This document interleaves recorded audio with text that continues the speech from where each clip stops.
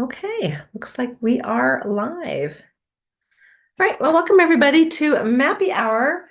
This is our happy hour for those of us who love maps, also known as geocachers. So cheers, everybody. It's Friday. We made it to another one. Cheers. And let me let a few more folks in from the waiting room. There we go. All right, well, I am Lisa. Look out, Lisa, one of your hosts tonight. And sitting here next to me is our other host. I'm JD, Kid Vegas 19. And we are back co-hosting together in the same location. Yay! It's good to be home, although I had a fantastic time at Bash. Unfortunately, coming home, I guess I got exposed to something. So if you're traveling, use precautions, guys. It's my best advice. So I see folks are putting in the chat where they are from. And someone wants to know, what JD did to make me isolate myself from him. It was the other way around. It's what I did, what I thought. Darn it. So yeah. Yeah, looks like we've got folks coming in from Florida. Hello. Hey, Cole. Hey, Nancy. So we've got Ohio coming in, Arizona, I'm assuming. Yep. Florida, Washington, all around. We are in Spokane, Washington. Lovely time of year. Finally, it's not too hot and it's not too smoky, although we did have a couple smoky days. But the weather's been pretty nice so far. So, and again, welcome everybody to Mappy Hour. Our topic tonight is going to be Adventure Labs. Last time that we all met for Mappy Hour, they HQ had just released the self-builder credits where you can go in and apply for credit.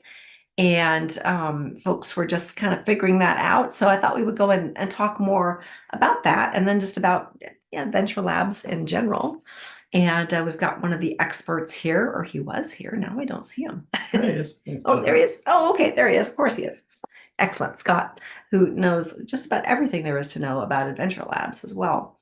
And but before we get there, we do have notes from the field. Love to know what sort of geocaching adventures everybody has been up to in the last couple of weeks, and get updates about that. Maybe what you have planned. And I don't know if anybody is at West Bend Cache Bash, but we definitely have that mega going on this weekend as well in Wisconsin. That's the only one I'm aware of around the areas. But before we go there, we do have a couple of ground rules, of course, just to keep this meeting moving along. Please keep yourself on mute until you're called on to share. And if you'd like to share, let me get a few more folks in from the waiting room.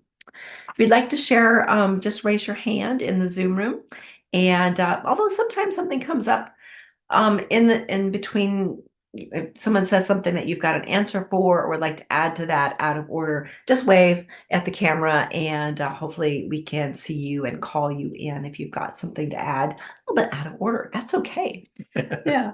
It's kind of like, there's always one more cache. There's always one more good comment and conversation to have while we're out and about. And we are live streaming to YouTube, and this is being recorded. So please keep everything family friendly. Treat it like you would any other geocaching event as well. And let me see Miss Molly. Pet check came early. Cool. Um, and I think that's the basics. That is the basics. Yeah, so we'll go ahead and get started. We've got quite a few hands that have come up. So for notes from the field, please keep yourself to 2 minutes. That way we have a chance for everybody to share that would like to share. She's back, so 2 minutes. 2 minutes, yeah. And and then we can move on to our main topic. So I think we have Robert first. Go ahead, Robert. All right, I am going to share my screen here.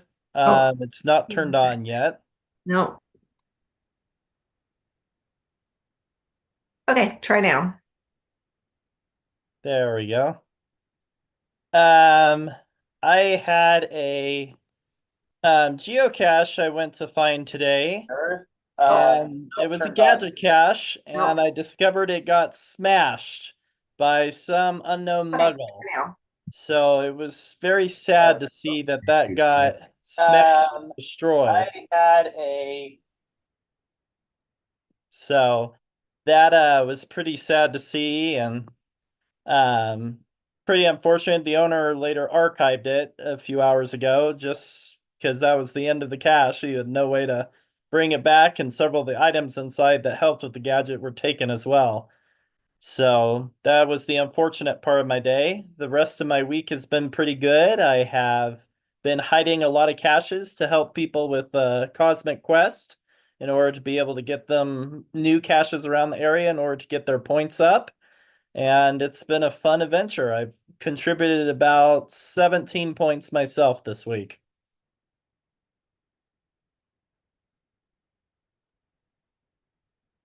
Lisa, you're on mute. That's on purpose. Yeah, sorry, I had to mute us for a second there. We had something playing in the background. So good work. Sorry about that, Cash. God. Yeah, no kidding. Yeah, it's always disappointing when an owner puts a lot of hard work into a gadget cache and then some muggle comes along and completely wrecks it. Yeah. And so I would just tie into that. Not necessarily a muggle. So, interesting story where this pencil is from a local cacher called Yellow Alligator, and like one of the originals, and no longer in the game. But when I first started, she was active, and she had a gadget cache where you needed a magnet to slide along a tube and take it out. And I was new; I didn't know what to do, but it was screwed to this fence post out in the field, and well, I have my toolkit with me, so I went and took it all apart and signed the log and put it all back together. Yeah, well, and Yellow Alligator was not happy. So I played the rookie card and but she's not in the game anymore, so I don't know. Was it you? Yeah. So most likely a muggle would smash something, but if a geocacher was trying to open it and broke it and Hopefully they would say something. yeah. Yeah, truly. Yeah. I mean, I know a cacher here who couldn't get into a gadget cache, a different one, and he decided because he had lock picking skills, he just picked the lock instead. Well, Well, there's more than one way Yeah. to sign a log, right? As they Truly. solve the puzzle. yeah. Yeah. Ah, Okay. all right. Well, gosh, thanks for sharing. No problem. All right, we've got Vince, Scott, Lori, and then Tony, Tony. Jim, and Leonard. So Vince, you're next. Good to see you again. Yeah, it was it was nice to see probably half of Mappy Hour was there. Yeah. And then of course a couple days after I got home, then I got to go see Scott. It was nice to see Scott come into Holland. We had a breakfast event with him Friday morning, and then he made it for a lunch event again Tuesday, which had a really nice, impressive turnout. So it was nice to see him again. And so other than that, yeah, a couple events, and then yeah, I'm on my way tomorrow morning myself with another cashier to West Bend. So we're gonna ride over that way. He makes a lot of path tag boards and stuff, so I guess he's got several that he's got to deliver to the event that are cut out in the shape of the state of Wisconsin. So we're going to drive there and then probably stay about an hour, a little more, and then we're going to continue on north because I've got about 6 more counties I got to hit in northeast Wisconsin, and then I'll have all the counties that touch Lake Michigan, and then we're going to keep on going through the UP. As believe it or not, he's never been to the UP. Facebook. So yeah, so you're gonna be doing that, and then hopefully make it home sometime late Sunday. Have you been to the UP? Oh yeah, Okay. I completed like the original Michigan County Challenge like 14 years ago, Okay. but everybody, the locals around here keep saying it's probably because he's from Ohio, and the UP is like way up north to people like that. That's way up there. So yeah, I couldn't believe it either. And I talked to him. He says, "Yeah, I've never been to the UP." And I said, "Well, let's go. Let's take the UP route home. It'd be a lot more scenic than having to drive back through Chicago a second time." Yeah. So yeah, much would rather do that. And yeah, and thanks for cooperating with me because I was not. I'm glad to be back on my laptop on these Zoom meetings and not my phone because I was like last week. That was the first time doing a Zoom meeting on my phone, and then every time I hit this button, thinking, okay, I've muted my microphone. I flipped back to the other screen, then I kept getting this message saying your microphone's not muted, and I'm going like, okay, what's going on here? And I kept going back and forth till I finally, okay, I'm just gonna sit there, really try and sit there quiet until you finally turned it off for me and helped me out. So thanks. But next time, I think I'm just going to pack my laptop and that'll make it a lot easier. So Yeah. It seems like the operations on phones changes all the time too. yeah, that's Yeah. it. And every phone is different. But it was nice though too. While I was at Midwest Geobash, and I had a nice conversation with the Ohio reviewer. So I got to meet him and talk to him in depth, and then I met another local cashier who lived not too far away from there. So it was nice to meet some new folks and have a great time, which Good. is what it's all about. Absolutely. It sure was. Cool. Well, have a great time at West Bend. Be sure, I'm actually having a table there. Mhm. So in a booth. I'm not there personally, just cleared to travel, but Tom, who is a Cash Crate member who helped me out quite a bit at Bash, is hosting our table there on Saturday tomorrow. So I think he'll be there from about noon, probably set up by 1 o'clock. So when you turn your cards back in and such in the afternoon, swing by and say hey and tell him thank you. Cool. Let me get a few more Okay. Thanks, folks in. Vince. Yeah. Scott, I think you're next. I am. So, for Vince, when my dad was going to Ohio State getting his doctorate degree, he taught me a little song that might explain why that guy from Ohio. And the song goes something like, cleaned up a little bit. I don't care a drat about the whole state of Michigan, the whole state of Michigan, the whole state of Michigan, something like that. So there you go. Scott, I've had a great 2 weeks. Some of it is related to our topic, so I'll hold those off. But I did get to go to Michigan, saw the family, got to attend 2 events and do a little bit of geocaching, snuck it in. But I think my greatest joy this last couple of weeks is what I've been doing for the community, and I'm going to go ahead and share my screen. Yeah, this is a spreadsheet. It's cool. I saw that. Mhm. Yes. So Place. this is a spreadsheet. I put the link in chat, and this is a spreadsheet to help us keep track of where we are as a community, getting that third or fourth $15 million or 15 million fuel units, and there's a family unit show, so I'll won't won't use abbreviations. So so basically every day, probably about 9 or 10 o'clock in the day, I just punch in what what the leaderboard says for our total units earned, and we're up to 6 million and some. We are 6% behind our schedule. And instead of having to average 357, 143 per day, we're now up to where we have to average 374 to make it. But the good news is worldwide, there are three mega events. Uh, the $1,000 challenge, one in Germany that has 1,600 will attends already. All total, they have about 2,200 will attend. So hopefully that number will go up here as we go right along. But been kind of interesting to follow. On Tuesday, Wednesday, Thursday, we fall behind. Friday, Saturday, and Sunday, we start to catch up. So we're coming up to the halfway point, and so that should be significant. And again, I shared the link and Yeah. appreciate everybody. Appreciate doing this and sharing this. This is a project that I came up with on a basic basis, and then ShareBear64 made it so all I'd have to do is punch in a bunch of numbers like that, and everything fills in. Yeah. That's pretty slick. You're like the Steve Kornacki of geocaching. Yeah. Okay.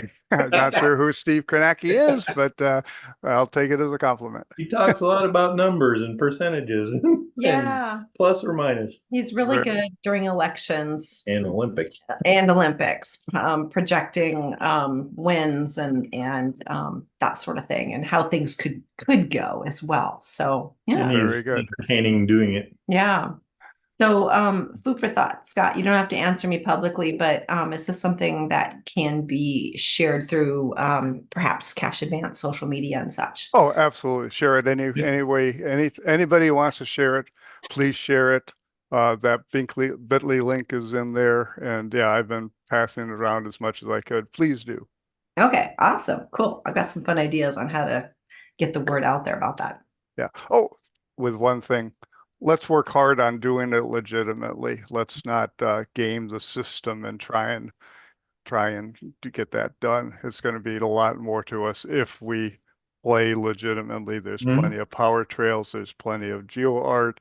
Find a cache, maybe lower your favorite standards a little bit so you can give a few more standard favorite points. And but yeah, let's not game the system too badly.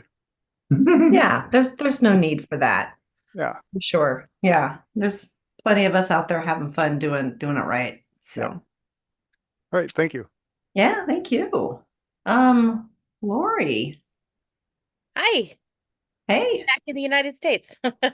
Yeah. yeah, welcome back, eh? Yeah. I did a 4-day trip up to Canada, and we went up to Hope, BC, which is northeast of Abbotsford. And we made 2 trips. We went up Highway 1 on one day and got the most northern cache for us that day, which was up by Boston Bar or a little north of that.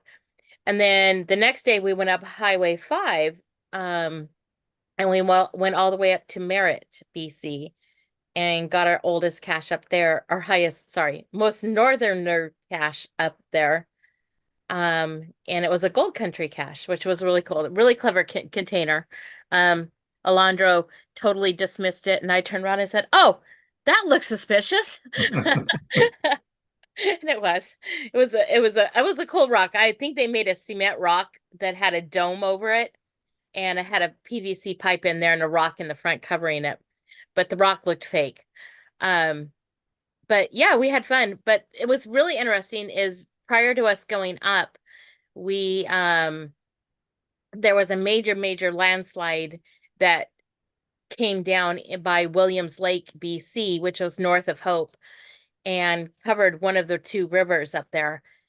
And so I was a little leery about it breaking through the landslide and coming, and it did. It did finally breach the landslide and started coming down, but it was very slow. And so every day we would go down to the river and watch the river slowly rise and the debris coming through. Wow. Wow. But that was really cool. But the TARDIS behind me there is up in Canada, up by Abbotsford, and I missed it during Geo Woodstock. I learned about it after the fact.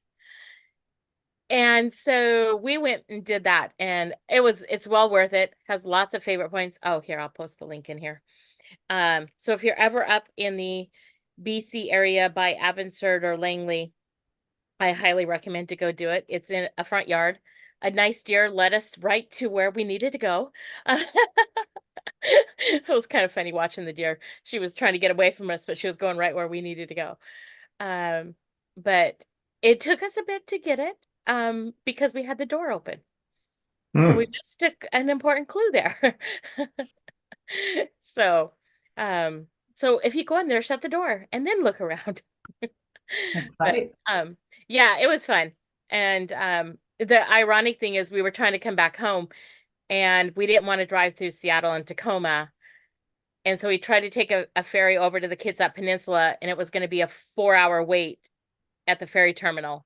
So we went to the other end of Whidbey Island and took the Muckletail Clinton ferry, went over, popped down and grabbed the Kingston Edmonds ferry, and got home much earlier than if we had waited for that ferry. So, and we had an hour wait at Kingston. Oh my goodness. Jeepers. Yeah. So the adventures of geocaching, right? We never take the right path home or in or out. Yeah. Right. So for those that don't know, in the Puget Sound, there's lots of ferries system. There's quite a big ferry system to get around, and it's a lot easier because if you look at Washington State, it's quite curved. And to go from one end to the other as a crow flies, it could only be 30 miles, but to drive it, it's horrible traffic and can take hours and hours. But if you go just a little out of your way, you can take a ferry and pop right over. So, and they're Yeah. fun too. Real quick note on that one when you said that. Gia, who came over here from South Dakota, was going to come to one of my events, and she's like, "Oh, it's just a 40-minute distance." But once she finally looked at the map and realized it was over an hour to get around and to where the event was. So yeah, this is what she's talking about. So we tried to catch this ferry up here, but we ended up having to come over here because we were on an island. Mm-hmm. So yeah. Yeah. So Thank you the for that ferries are fun. visual. Yeah. It's quite complicated. It really can be. The sad thing is we didn't have time to grab the webcam Oh no. in Clinton. Hmm. So Next time. all right, another trip. Yeah. right. Awesome. Thanks, Lori, for sharing. Yeah. Wow. A new name for me again? I put the word sharing and Lori together, so that's how it came out. Oh goodness. All right. We've got Tony next, and then Jim Starcasher. Go ahead, Tony.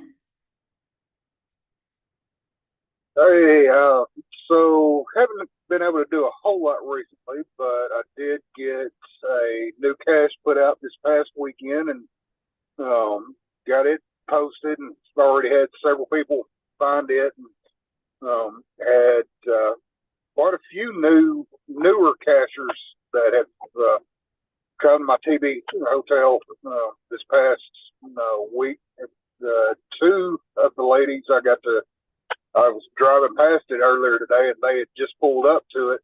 Spent about an hour talking with them, and just all the different parts to geocaching, and talked about the magazine that's out. And they also asked where I got a lot of the travel tags at, so kind of got to do a little bit of a promo for you on that one, talking about the different subscriptions. And one of them, I think she's probably going to be ordering something from me, but just, have a lot of fun talking with newer cachers about all of it.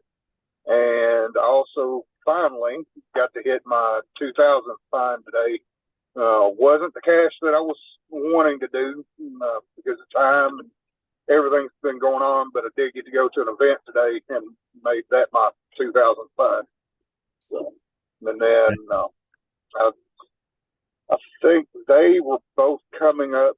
They're getting close, maybe hit their 1000th find today. I think they just started caching back in February and haven't done any trackables yet. So their first trackable, I gave them both one of the snow globe coins that you had made a couple of years ago, the winter summer one. Yeah. So 2 seasons of geocaching. Yes. So been having a lot of fun doing that. So other than that, that's about it. Oh my gosh. Excellent. Wow. Thank you so much. And congratulations. Well, we've got Jim Starcaster next, and then Dr. D. Yep. Hello. Like I think Ben said earlier, probably half the people in the room here was at the Midwest Geobash, and that's basically the last geocaching I've done is Midwest Geobash. So yeah, I haven't I've been uh, taking a little easy, not necessarily because I want to, but just because I'm so far behind in logging, I don't want to get even that farther behind. So, uh, so I'm keeping it at a minimum, but I did go to the bash, and I still have not logged any of the geocaches from the bash yet. So as soon as I do that, that'll help the fuel points. So that'll come up a little bit.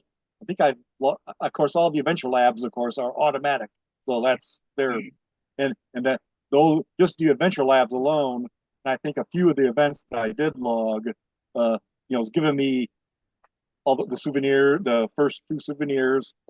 So I got all my souvenirs I need, including the bonus one. So I'm just waiting for that 15 million to give me that one. Yeah. But like I said, I am at least going to catch up and log all the caches that I've done since the start of the Cosmic Quest. So at least I can get those points in there. Then I'll eventually go back and do the other 200 or so in the past year. Whatever. But that's it. We'll see what happens. A few more events coming up in the next couple of weeks, but that's probably about it. Okay. Cool. Yeah. Yeah, it was a lot to log. I admit I made a lot of really short logs. I mean, I went better and beyond than TFTC, but yeah, it was a lot to do, and it was so much fun to see you in person. So cool. Yep. Yeah. Bye. Right. Thanks. Leonard.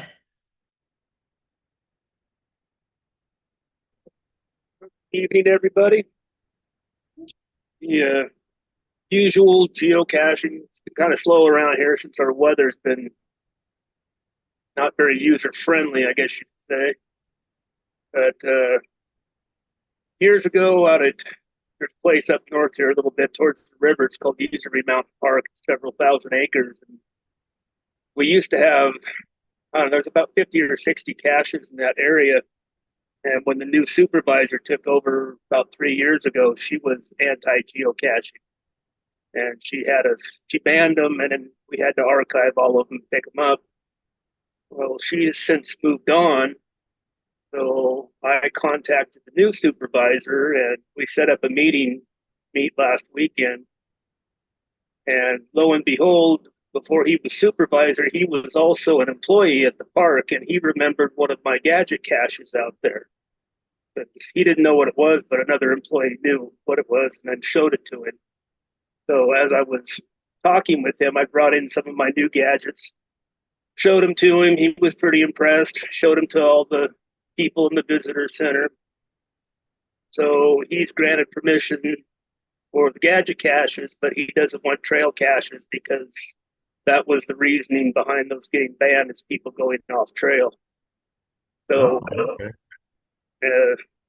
About all I have left to do is send him a write-up page to him and the regional supervisor, and geocaching will be permitted in Usery Mountain Park again. So if you're ever down in Mesa, there's going to be a new big run of gadget caches out through that park.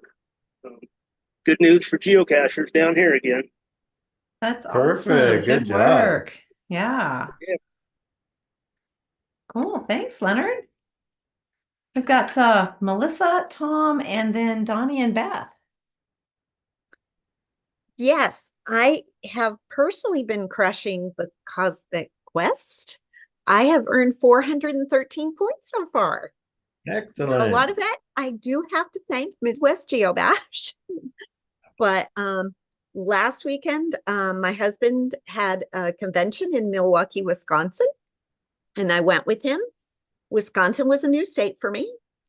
I got the oldest in Wisconsin was only like 27 miles away. So I grabbed the 18-year-old and said, hey, guess what? You get to go on a hike with me. The only time it rained on the whole trip was while we were on the hike. He was thrilled. So I have no pictures because I left my cell phone with him at the fire or at the observation tower. So, but I got up early Saturday morning and drove down to Illinois and got Beverly, the oldest catch in Illinois.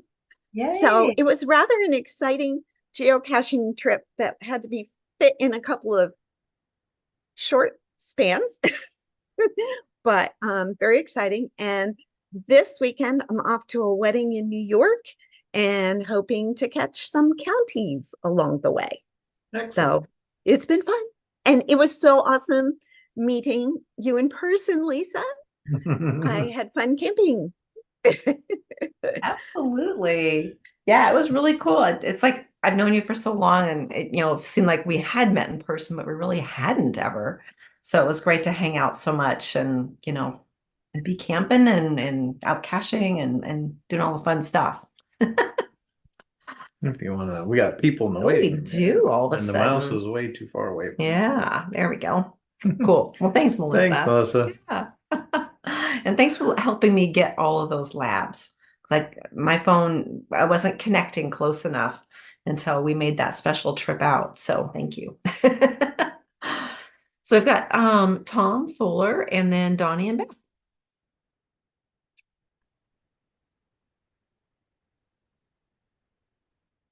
You're still on mute, Tom. Yeah, he's working it. Okay. We're working it. I want to know where he is. I think he's at a lookout tower. You're still on mute.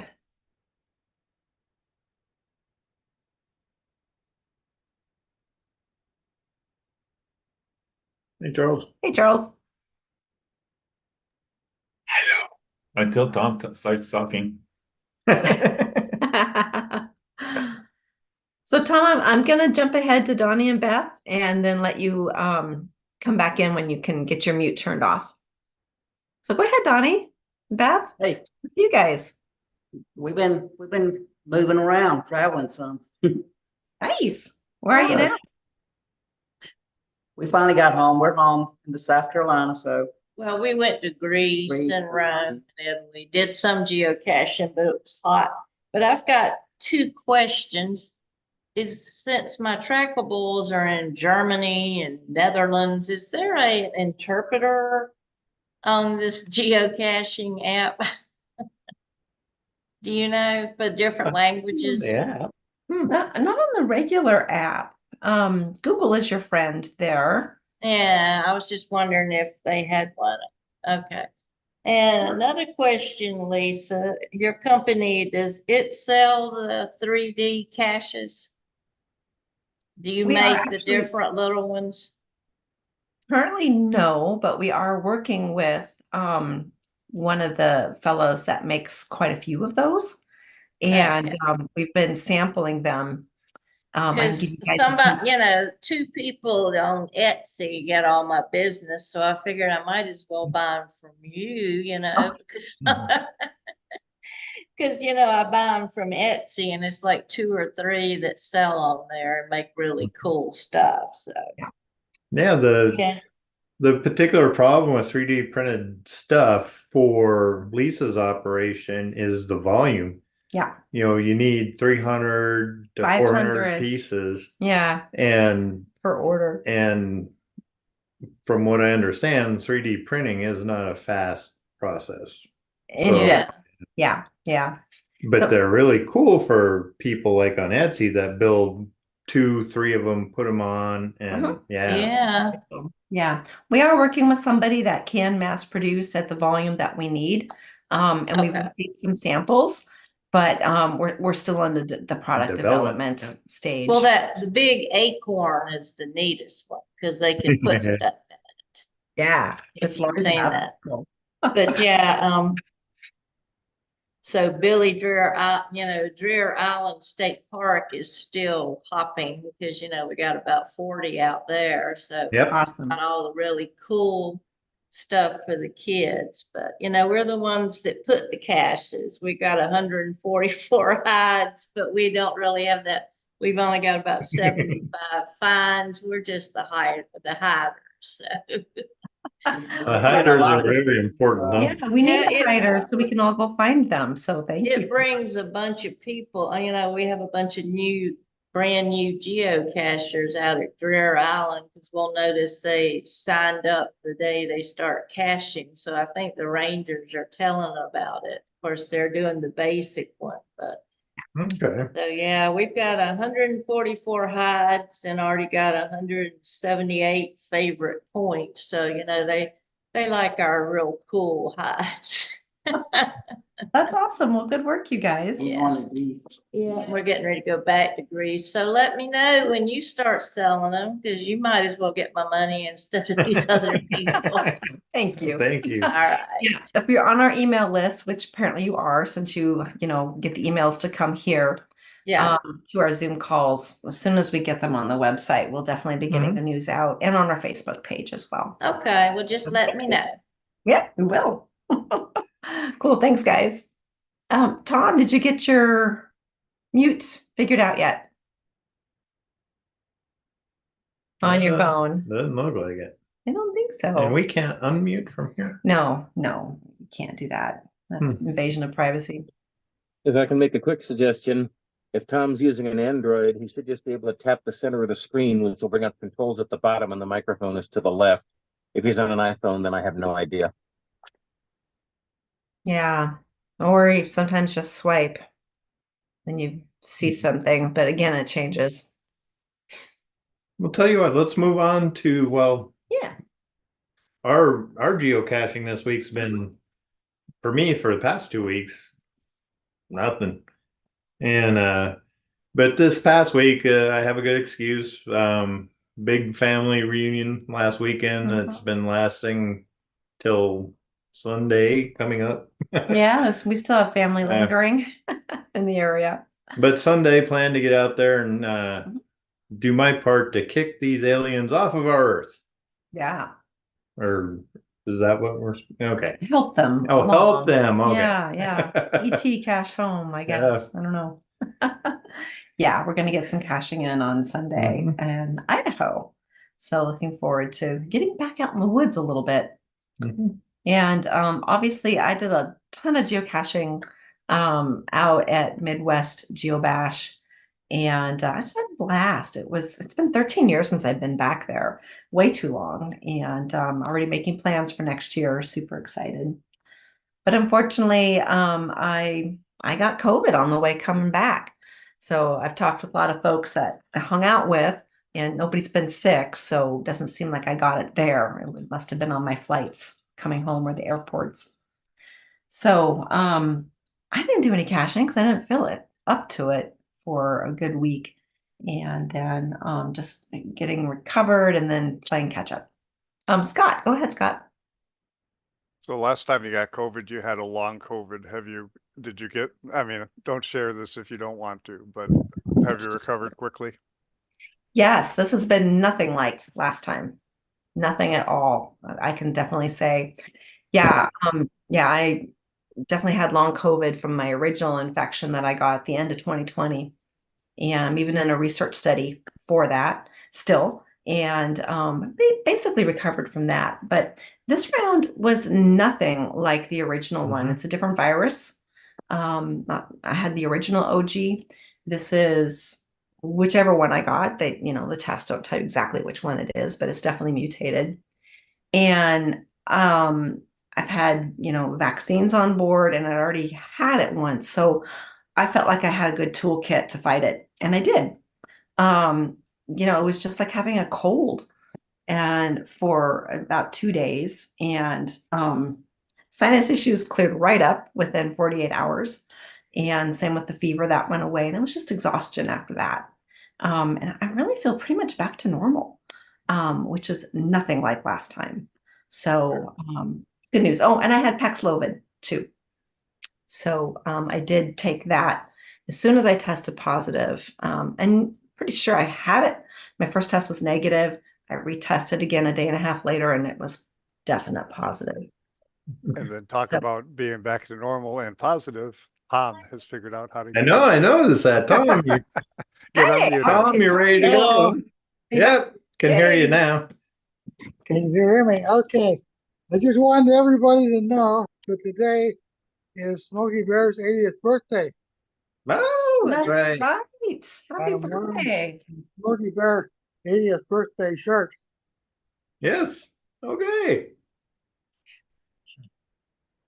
And I'm at a park that there's supposed to be a event here, hosted by a father and son team from Canada. So I'm in Redmond, Oregon at the Quartz Park. Okay. Yep.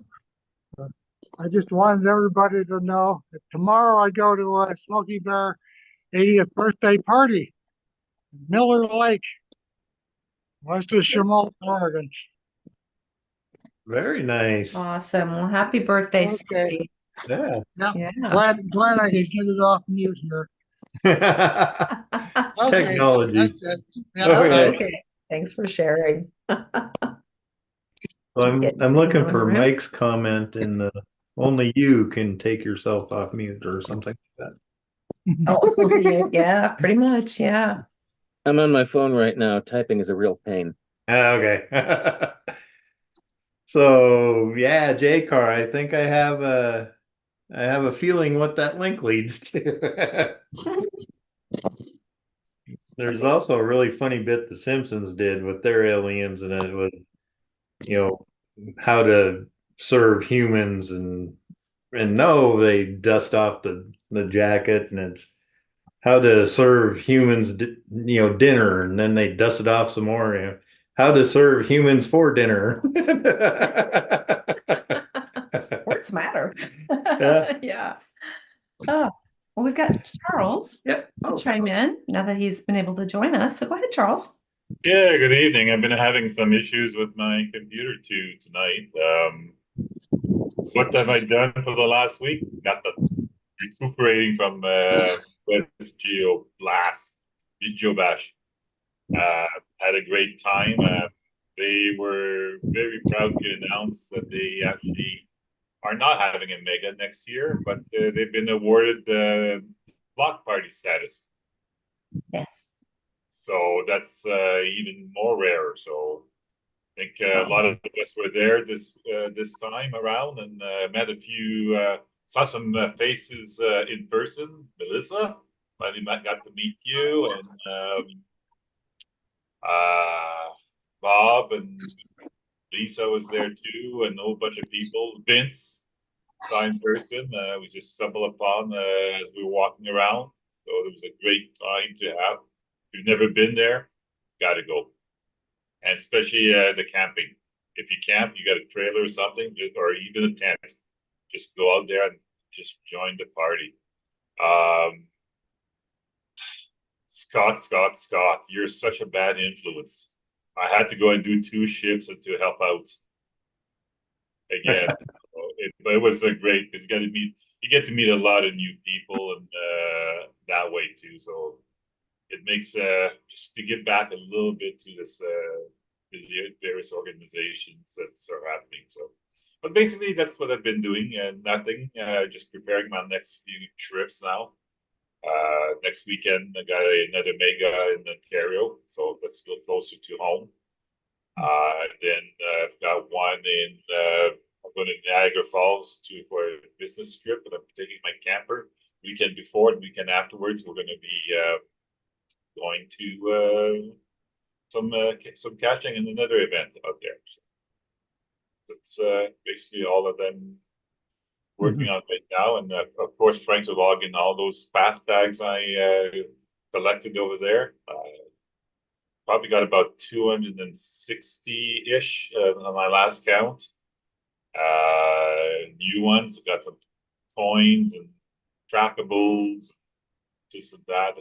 The T-shirt was a trackable that I didn't know about. So no, yeah. No, it was I just found out by somebody posted on the Facebook and said, "Oh, wait a second," and I went look. Yeah, there's a trackable code, my own code on it. So no, it's pretty good, pretty good time. So just to clarify, so Trisha is asking a question. Mhm. We didn't get the mega for Midwest GeoBash. Well, no, they were awarded the mega, But For the this news one. this week is it's going to be turned into a block party. The requirements are almost the same, but block parties are awarded to people that have proven themselves. Okay. You have they need to have the 300 will attends. Yeah. Once they posted theirs, they were at 400 within 24 hours. Yeah. Mhm. So just no doubt that it's going to be in there. And if they're not careful, in a few years from now, and if they keep doing this, it could be even bigger. Yeah, it was a huge event, so much Yeah. bigger than it was 13 years ago when I was there last. Yeah, So, it was. And it's very, very well organized. Everything is top notch. Activities are great. They have an area 51 that's basically where you can have some adult beverages free, 5 a night, all donated by other attendees. yeah. So it doesn't cost them much. So it's basically no, it's a good way of organizing things. Activities Yeah, are great. They I had I don't know how many adventure labs that they had that come out that weekend. 20 some. I thought I came out with 30 some new adventure labs that weekend total. Wow. yeah, it almost felt like too much. It was, and I think a lot of it was because of the 20th anniversary. They did it 20, Yeah. and yes, I think, and the fences were pretty big, so often you could do them as you were having dinner at your house, at your camping site or something like Yeah. that. You just could do them that way. Others you had to go from one place to another, so which was nice, but there was almost too many in a short Mhm. concentration. The geo art took a lot. To take those out, it would have probably been better. Yeah. And that I think this might be a good time to switch to the topic. Did you share Scott everything has you his wanted hand to share? Yes, there, I did. Charles? Okay. Yeah, so you brought up something that I want to touch on, but I'll save it for later, regarding Adventure Labs. So yeah, let's talk about those Adventure Labs and what's going on. So Scott, you got your hand up first, so go ahead. And this was about adventure labs. So I think personally, love adventure labs. Think that geocaches take you to places that you've never been before. Adventure labs take you to places that you've never been before and teach you something about them. That they have come up with a way that we can get our own adventures instead of waiting for them to randomly give them is amazing. I do hope that geocachers will use them for under the mission of GCHQ, which is to create adventures. And but on the other hand, everything has its value. Every LPC has its value to somebody who's going after a streak. Every power trail is liked, and people enjoy them. Every geo art people enjoy. People are traveling miles and miles to do the Adventure Lab geo arts. So whatever aspect of geocaching attracts you, uh, enjoy it, and then leave the rest of them for other people to enjoy.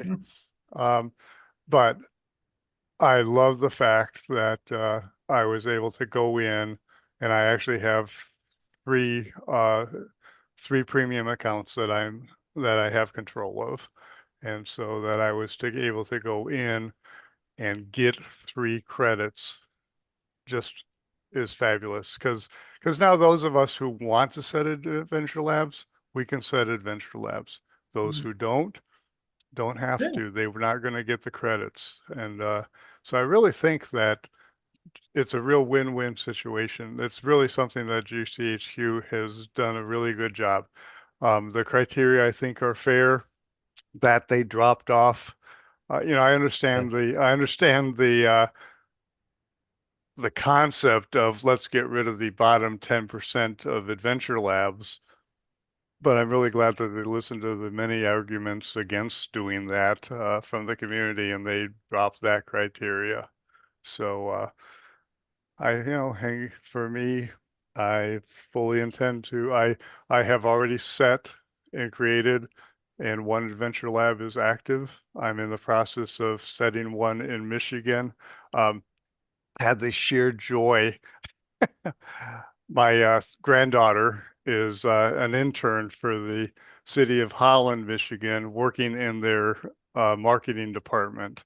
And so she was able to take me down 8th Avenue, looking at, and this is Bella's Adventure Lab, looking at dog-friendly locations and parks and businesses. And so we did that, and I'm about 30% done with creating that adventure, and I'm really looking forward to it.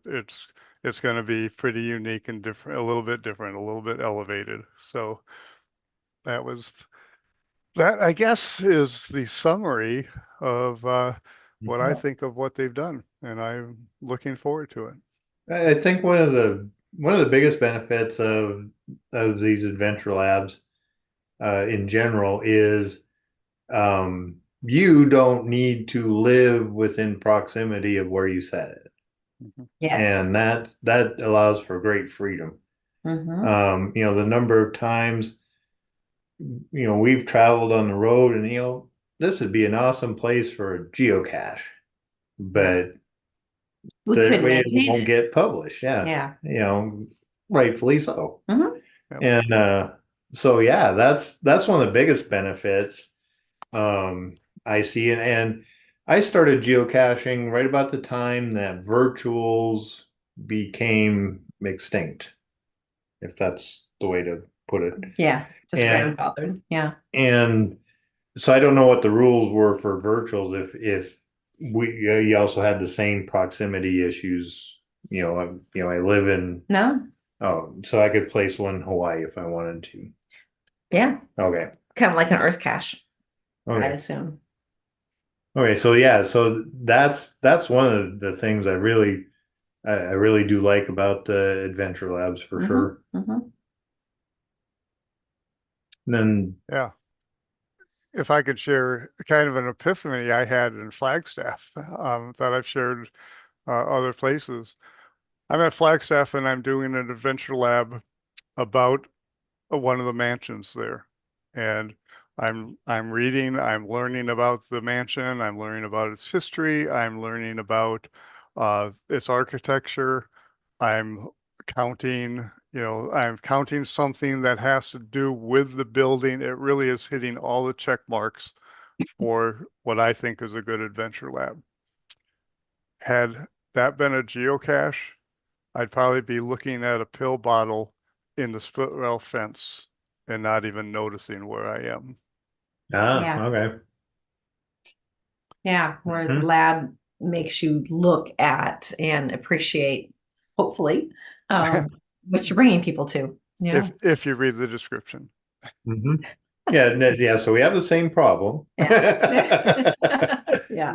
And what's funny is everybody reads the description on everything except traditionals. They'll read the description on puzzles, on where I goes, on multis.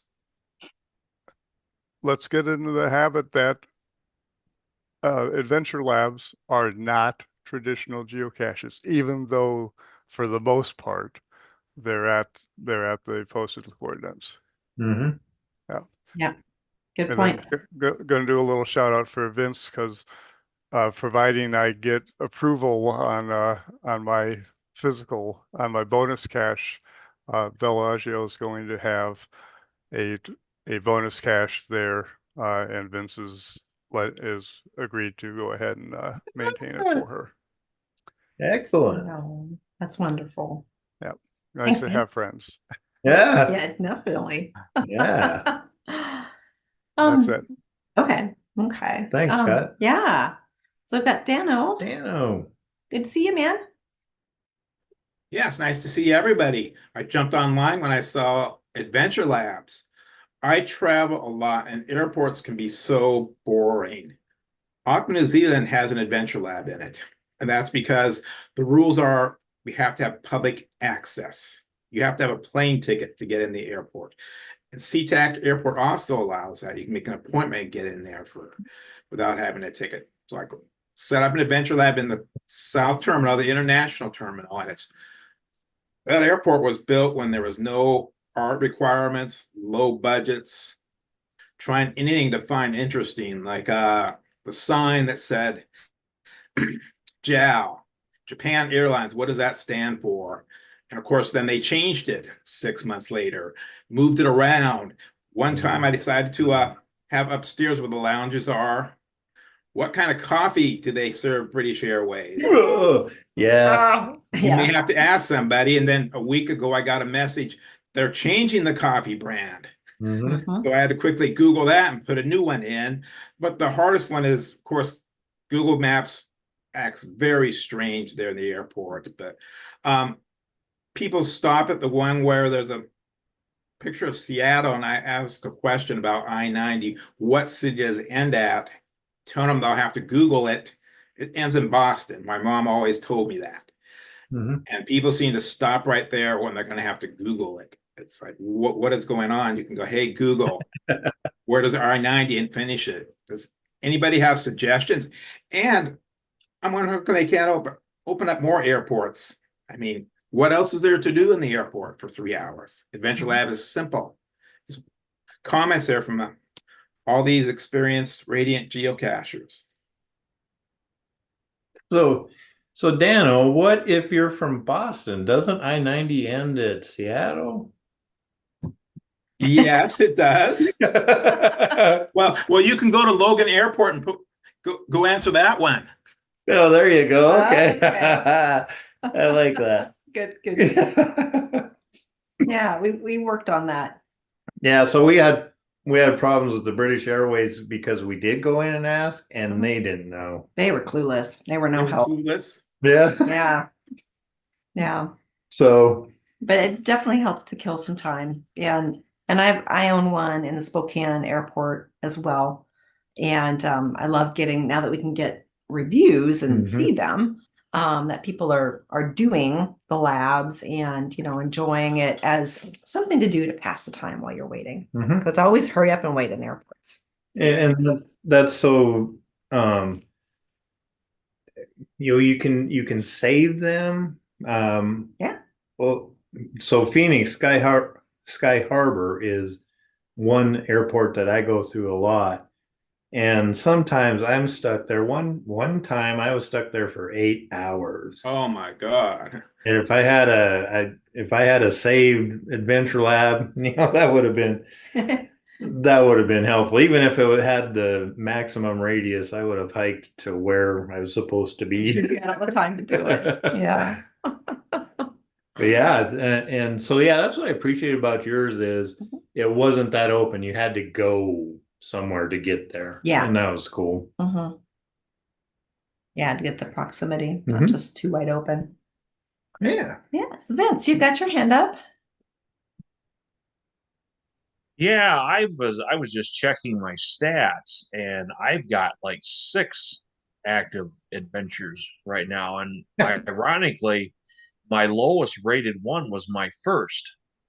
And that one's pulling like a 4.7.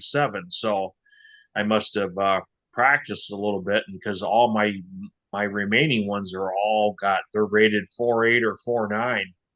So, they've been all well received. And, I even had, because of course I make mine all non-sequential on purpose, just so, somebody doesn't get hung up at the first or second stop, and then you got to hit the brakes and you can't continue. Well, and then I've had a few people message me. Like, I just had a cashier message me who was visiting the area and was going to do my Saugatuck one, and just wanted to know, okay, what stop do I got to do last? So it puts them near the bonus. And I was happily to oblige. And I said, well, do this stop last, and you'll be in walking distance of the bonus. So, and Yeah, I have a Douglas Adventure Lab that's out, and that one's got like a 4.9. I think mainly because I think everybody's enjoying the root beer barrel that I take you to there. There's a root beer barrel in Douglas. So and a lot of my reviews, people have been mentioning that, like they do the adventure, and then they've been going to the root beer barrel for like a float or a lunch or something like that. Okay. That's awesome. Yeah. And then like going back to Midwest Geobash, anybody can remember back like way back in 2014 when you had to log on to a website and then answer all your questions that way. This was like before they had the Adventure Lab app.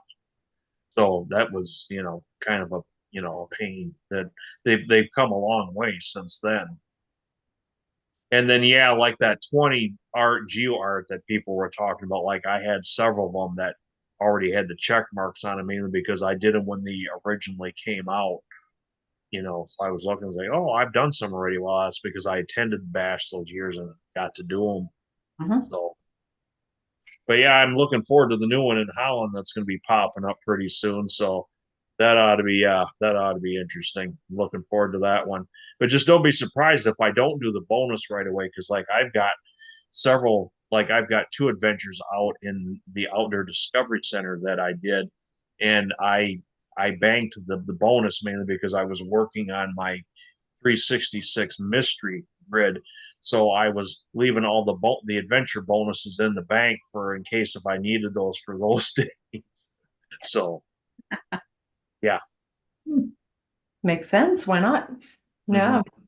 Well, thanks for bringing that up about Midwest Geobash. Because that was something that I wanted to talk about. That what they did was they did a geo art just adjacent to the location where the camp out was, or the mega event, and they recycled labs. They were labs that people had already published years before. I don't know when exactly, but they changed the write-up, they moved the coordinates, and so everything was new. But so folks that had done them before, you couldn't do them again, even though it was a brand new adventure lab. But for those of us that hadn't been there in a long time, or ever, they were all brand new to us. They just didn't have that little icon showing that they were new. And I thought that was an interesting thing to do. And it really got me thinking, because I have a couple of adventure labs that have long run their course. I mean, they've been out for years and years, and nobody does them anymore. So maybe it's time to recycle them. I'd love to know what people's thoughts are about completely redoing an adventure lab that you might have. So we do have a comment. Yeah. Can I go ahead and comment on that one? Good, yes. Sure, go ahead. Okay. If you archive it, there's no guarantee you're going to get it back. So what you would have to do is just change each location, change it. But when you do that, it keeps the same identifier, and anybody who has done it can't do it again. Right. So I don't have a stronger opinion, just some factual information. Yeah, I thought that was interesting. Yeah, that's exactly what they did. I mean, they just took one that they already had done and just redid it, didn't archive it or anything, just whole new write-up, new coordinates and everything, new answers. But you couldn't do it again, if Right. the area. So it was an interesting solution for them to be able to build that geo art. Okay. Yeah. So you've got some comments from YouTube. Let's check with Charles first. Yeah, go ahead, Charles. And then Robin on YouTube. So you're on mute, buddy.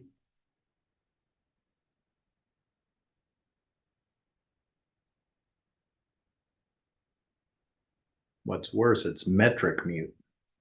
Nah. Oh, it's still on the American. Doesn't go as far. Thanks, Vince, for confirming or clarifying that they recycle some of the former adventure labs. Without archiving, there's a way you could do it. It's just unmake unmake your cache, your Adventure Labs public. So now they go off the map, modify them, and then put them back in at the new place. Remake them public again, so they'll show up into your new location. Yes, unfortunately, the folks that have done it before won't be able to do it. So, will it attract some new people? Probably not, because it'll be the same people, especially if you're putting them in the same area. It'll be the same people, and they won't be able to do it. It'll just frustrate them, and you risk having them contact HQ and say, "What the heck is Lisa doing or Charles doing?"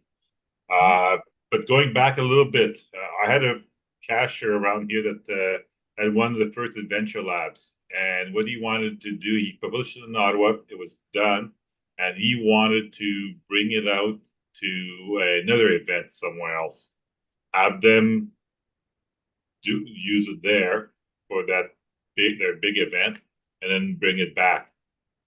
And he contacted HQ for that, or the lab gurus at the time. That was in one of the first rounds of Adventure Labs, and he was told, "No, if you do that, we're going to be archiving and locking it. You won't get a credit again. You won't get any credit back." So, you're maybe rolling some dice on that one about recycling them. Okay. So, but you never know. It could go. You're taking. I think you're taking your chances if you're doing it. Yeah. Okay. That makes sense. Cool. Thanks, Charles. Okay. Well, while we get to Robin, then we'll get to Jim Mountain Goat. But Robin is on YouTube and says, "Thanks for sharing the information about the Adventure Labs. I missed the announcement, but have claimed an Adventure Lab credit." All right. So I also attended Midwest GeoBash and met Lisa there. And Lisa, I told you that I was a customer of yours and asked if I entered the Cash Like a Girl contest, would I be in your system twice? Oh. There you go. I have an answer. So Midwest GeoBash was amazing. I have been geocaching for 1.5 years, and it was my third event. It was like going to Disneyland. That's a good way of putting it. So then after Mountain Goat Jim, we get to him, then we'll answer Robin's next question, what is GeoArt? Okay. Okay. So Jim, what you got? Well, I was just going to agree with Charles. What's the point of recycling? You say, unless you move it to a new area and have a new audience, if everyone's already done it and it's not getting found anymore and you recycle it, everyone's still already done it and can't do it. Okay. Yeah. And since they're giving out new credits, why not just do a new one? You can archive the old one and redo whatever you want as a new one, just get a new credit and do that. I can see why around a big mega event where you're bringing in a whole new audience, recycling an old adventure where everyone that's already done it's done it. But from the standpoint of a local one, no one will be able to do it. That makes sense? Yeah, absolutely. Yeah. And that would be something that I would think about moving if I were to do that, other side of the country, even, something completely different. And the other thing about Vacation Adventure Labs that you bring up, keep in mind, I can't tell you how many Adventure Labs I've done where things change. Yes. Where the person went out and they used this sign and a month later it was changed or it disappeared entirely. Yeah. So I have an idea for kind of a Vacation Adventure Lab I'd kind of like to do too, but that kind of thing worries me. Okay. Yeah. Things definitely do change. Yeah, they will. And so KC _11, KC11 sounds familiar. Says, I wonder if you can repeatedly recycle your AL and then remake it in a different state each time. That would allow new cachers. Yet even though it would be completely different, it would allow new cachers, even if though it would be completely different AL each time. Yeah. Yeah, that's exactly what we're talking Yeah. about. Yeah. Mhm. So, yeah, currently it's possible. We've seen it done now. So, Mhm. yeah. I think the ability to, you're a local AL, and one of your stops has changed. Now it's nice to be able to fix that, Yeah. and maybe move it across town or whatever, Mhm. whatever it is. Mhm. That's certainly nice. And, we had that one of our summer uh, projects was all Adventure Labs Mhm. back in the pandemic, and sure enough, one of the spots on one of the labs changed between when they made it and when we went live It with was the just event. within a week. Yeah. Time. Yeah. It was a billboard, It wasn't was a billboard, And yeah. a billboard, they changed. It's advertising. So yeah. So, not the best choice there. Yeah. So let's answer Robin's question About what is GeoArt? Yeah, so GeoArt is a collection of caches or lab adventure labs, sorry. Yeah. Some sort of icons on a map that when you look at the map view, it makes art. It could be one that a lot of us are talking about was at Midwest GeoBash. It was their 20th anniversary of the event. And so it's spelled out 20 and different in lab stops there on the map. So it's something that is really cool to do and to finish. Sometimes they can be traditional caches if you've got a wide open space. More often than not, they're going to be puzzles or multis or something of that sort. That where the actual physical cache is hidden might be someplace different within 2 miles, but where the icons show up on a map make some sort of picture or art or symbol. That's my best description. Charles is showing something. Can't quite see it though. You might have to tilt your phone a little bit. The other way. Yeah, just barely see the 20. Oh, yep, there's Yeah. 20. Yep. Yeah. Yeah, Robin, so wherever you're at, Mhm. look at your map, your geocaching map, and then Mhm. slowly zoom out, and you'll probably see some GeoArt along the way. Yeah. Or just pick a different part of the country and do the same thing, and there's GeoArt everywhere. These days, for Yeah. sure. Yeah. And so Tom Fuller is currently working on probably one of the most massive and intensive GeoArt installations I've ever heard of. Yeah, the Olympic rings. The physical containers Mhm. in the woods. It's going to be awesome.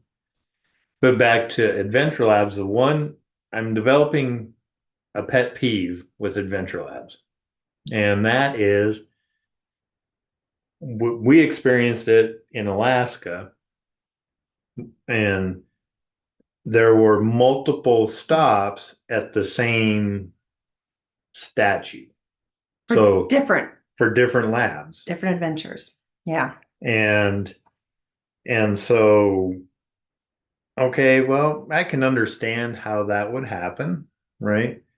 And so and I think we've made steps towards it, but I'd like the app to be a little more friendly to use for that situation. Okay. To show you location. Here I am, and here's all the stops that are available for all the labs that are available. Mhm. I think we're getting closer to that.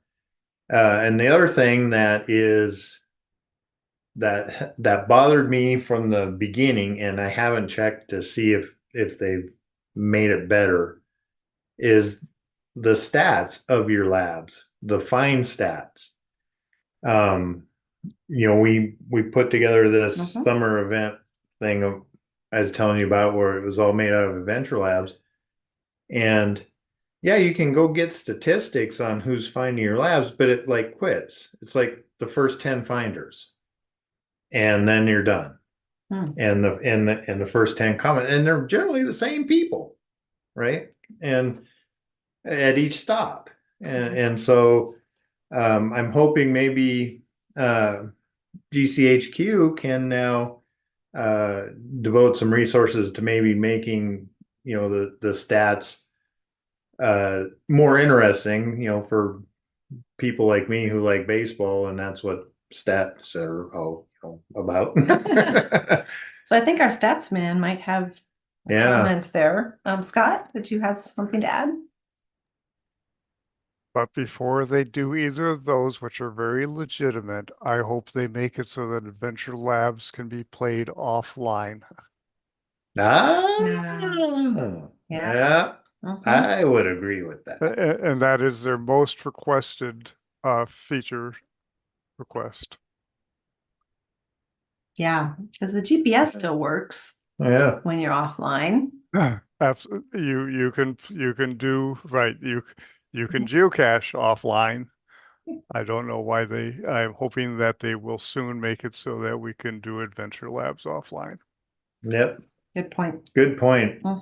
And then JNLA is saying, and I agree with her as well, not seeing the star ratings of my adventures from the builder.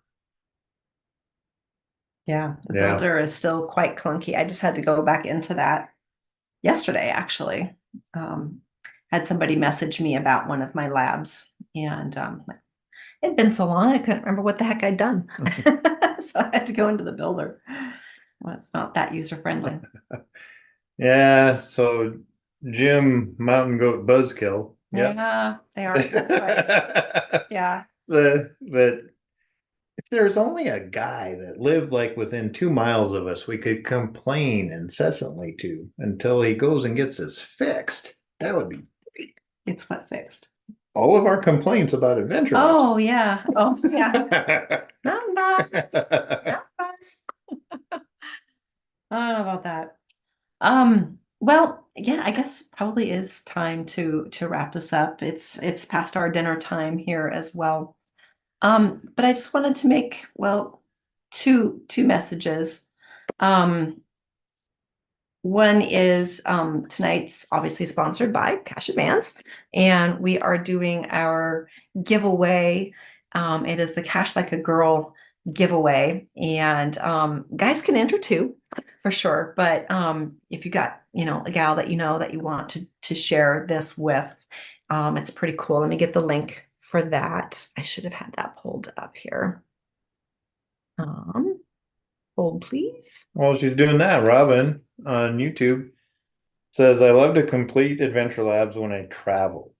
And I wish there was a way to bookmark the labs that I researched in the app so I could pull them up when I get to the destination. That's a good one too.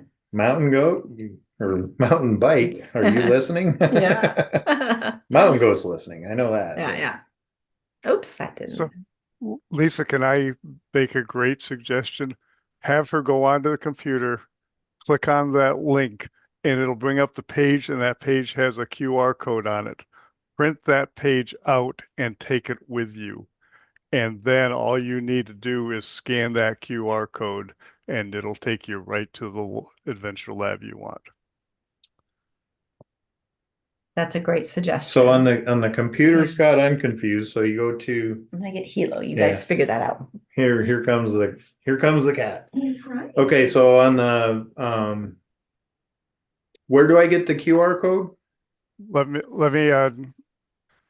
me go ahead. You guys chat, and I'll bring up the screen. Okay. I'm familiar with the QR code from the builder for my labs. So another way to do it is if they're a GSAC user, they can use this application called Lab to GPX. Right. And then download those the waypoints into GSAC, and then they have something to go with it. And I use that, and I can use it in order to use integrated in Cache Tour, which now will optimize my trip. So if there's multiple labs at the same location, I would know right away, so I can do the jump from one lab to another if I'm so inclined. If I'm by myself with a group that don't want to do it, then I come back and then go away, come back, go away, come back. That's one way of doing it, and I think you can actually do the same thing with on Cashly, bringing out the Adventure Lab and the bookmark. But that is iPhone. Cashly is iPhone only. Mm-hmm. Cash Store I believe, works with both platforms. And Or or Android. I know it works for iPhone because that's what I have. And Lisa, I misspoke. What you want to do is go to the Adventure Lab that you want on your phone, click on the little share link, and just email it to yourself or however you want to get it to yourself. Then you can open it on your computer. So again, get it out on the phone, click that little share, email the link to yourself, and then print out that page from your computer. Okay. So Robin has Cashly, and Lori says that she puts them in a bookmark list in GeoGo. So I'm imagining Cashly has the same ability. Mm-hmm. And then JNLA has a question. You can search for adventurers that in an area you're going to be yeah before you actually getting there first. first. It's a question, yeah. And yes, you can just go into the app and hit search or something. I don't have my phone in front of me, but type in, Columbus, Ohio, and it will take you to Columbus, Ohio. Yeah, it's clunky. That's what I've done is just on the map. If I know where I'm going. Right. Like on my recent trip, I was going to be in a couple of different airports I hadn't been in before, such as Detroit. And so I looked it up on the map to see what was near and in that area. Yeah, if I had any adventure labs that I could do. Yep. That's the only way I figured it out. Yep. And then putting it into list view really helps also, instead of just looking at the map and trying to figure out which dot is which. Right. Yeah. So obviously there's still some challenges there. Yeah. So yeah, good tips for sure. Let's see. Yeah. Did I get that link in there? Yes, I did. Okay. Yeah, So- confirm you can actually do it in Cashly. Create a offline list. In Cashly? Yep. Okay. Cashly, yeah. You just put the adventure labs that you want to do, save it to an offline list, a new offline list, and then you can open the locations, and then that would open the actual app, the Adventure Lab app, and then you can do your Sage, assuming you have service. Right. But we need to go back to Scott's wish of being able to do them offline. Correct. So Robin says, thanks everyone. Awesome. And she's the new Cashly user. Oh yeah. Excellent. Well, good, Robin. We're happy that we're able to help you out there quite a bit. Oh, Jerry Horton just popped in, just loaded the Adventure Lab app, anxious to try it. Thank you. Didn't know about it. Oh, awesome. Yeah, Jerry, we're definitely. spreading the word. Yeah, check it out. This is going to open up a whole new world for you for geocaching. And with your help, Mhm. we'll get these aliens off our planet. Right. Yeah, because they count too. Adventure Labs. Each stop of an Adventure Lab counts as a find. So this is different than, like, say, a multi-cache. Mm-hmm. So they all count towards your finds. What is Deb saying?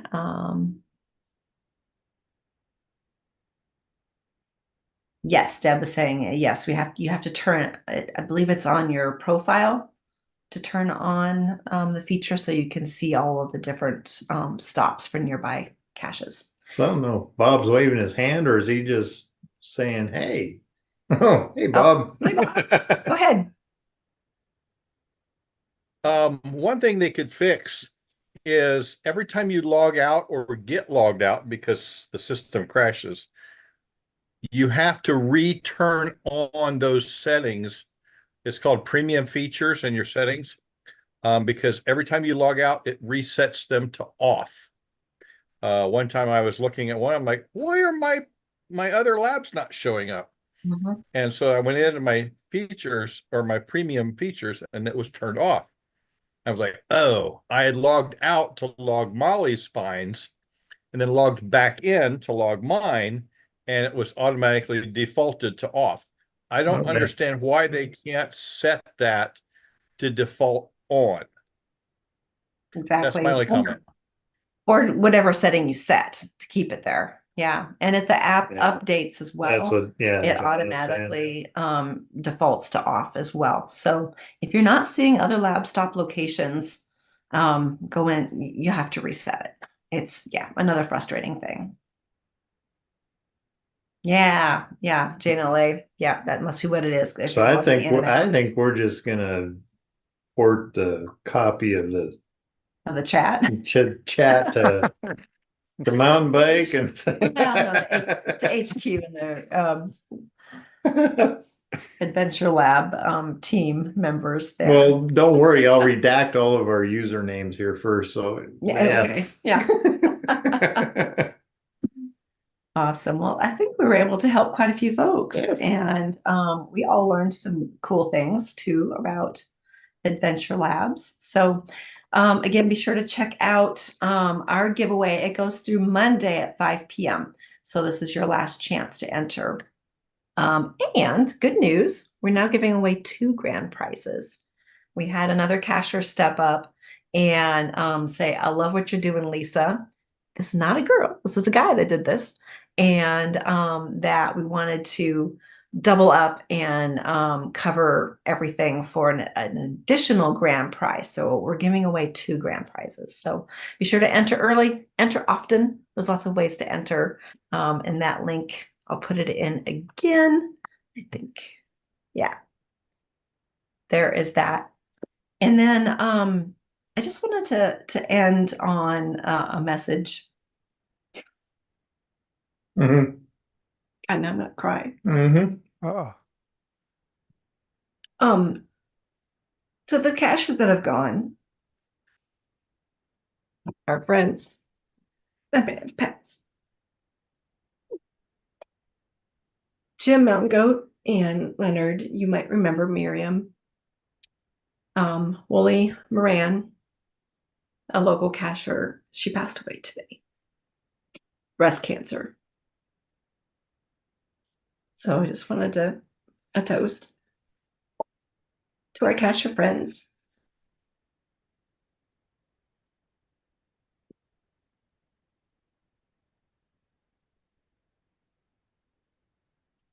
And may they have amazing adventures in wherever they are now. He was a good friend. I actually knew her before geocaching. So back 2020, 2000 probably. I mean, no, it was last century. As long as I know Miriam. And she rented a room for me for a year while she was finishing up her undergraduate out in Cheney. A good friend. And she was surrounded with loved ones and her partner and her favorite cat today. So hug your friends.